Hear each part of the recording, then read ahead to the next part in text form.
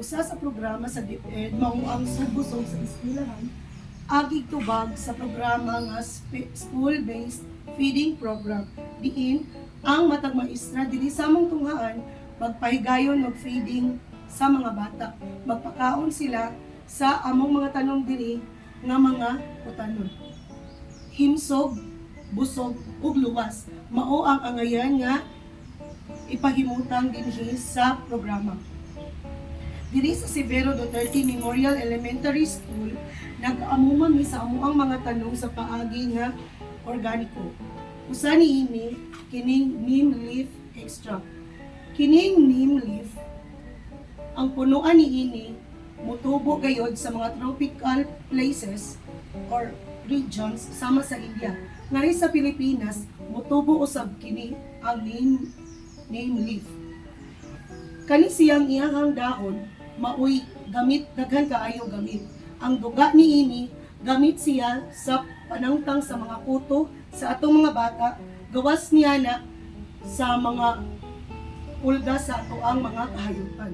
Gamit usab ang neem leaf para sa pagpatay sa mga insekto, sa mga ladybug na modapo sa atong mga tanom. Igamit namo ang organic nga insecticides o pesticides aron yung masiguro nga luwas ang ilahang mga gipangkaon sa mga chemicals na gigamit sa uban nga mga insecticides or pesticides. Share ninyo unsaon paghimo sa neem leaf extract. Una, atong tagaan ta mo sa mga gamitonon sa pagpahigayon ini. Una, lutuanan, kaldero, container nga para sudlan sa nahuman, tubig, o ang neem leaf. Ang neem leaf, sa 200 grams nga neem leaf, kinahanglan og 4 ka litro nga tubig. So ang kani nga neem leaf, sayon ra kaayo siya kay ato ra siyang hagpatan. So kani siya ako ni siyang gi-measure 200 grams diri siya. So ato ning isod diri sa atong kaldero.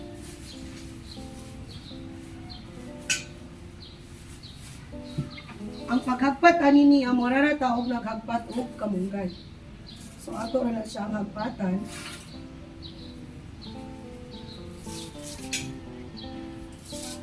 Ya, ang stock niya pwede ra sad nato siya nga i-apil og pabukan. So ato ra siyang untingon siya ang pagputol-putol niini.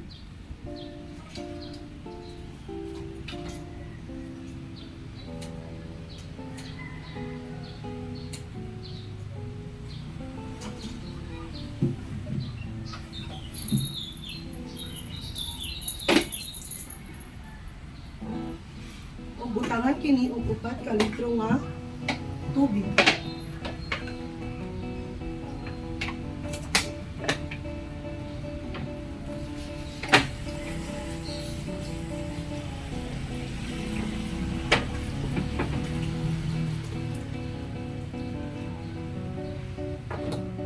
Pabukalan siya o pabukalan kini sulod sa 15 to 20 minutes.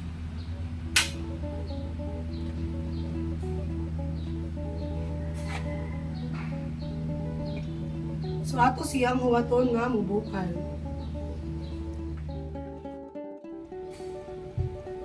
Ang atong 20 minutes nagipaabot sa pagpabukal niini na humanan. So ato na kining paugon. Ato yung masibutan nga lain gid siya og baho. Murag ang mga pests ani or ang mga insects mupalayo gid sila maayo. So gamit ang atong planggana og atong atong saanon ang ato ang extract sa neem.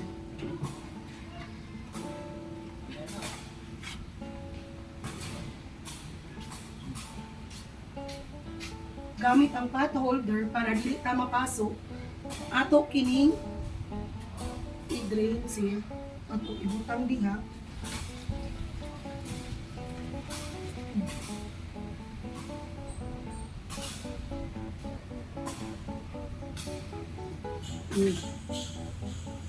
Wala na tubig mga kasubos.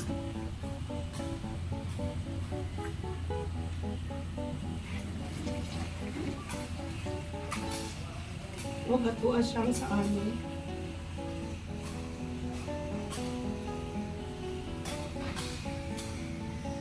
Kung ato kini siyang paaboton nga mubugnaw, haron i-transfer ni siya nga rin sa atong container o sa ato ang spray para ato i-spray sa ato ang mga ano.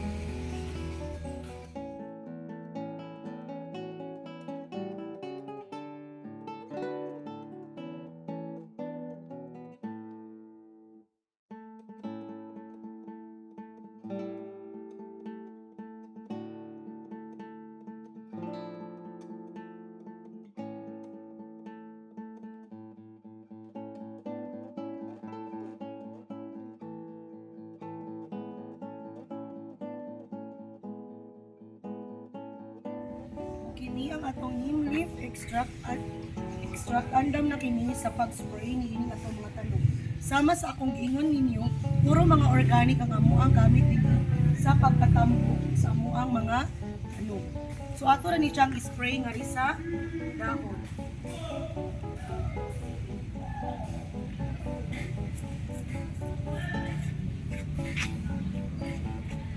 Yeah.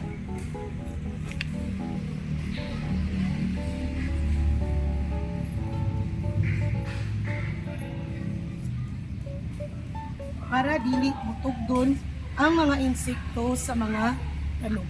Daghan kayong salamat. Kini si Joyce Andy Abella nga rin sa Severo Duterte Memorial Elementary School. Daghan kayong salamat.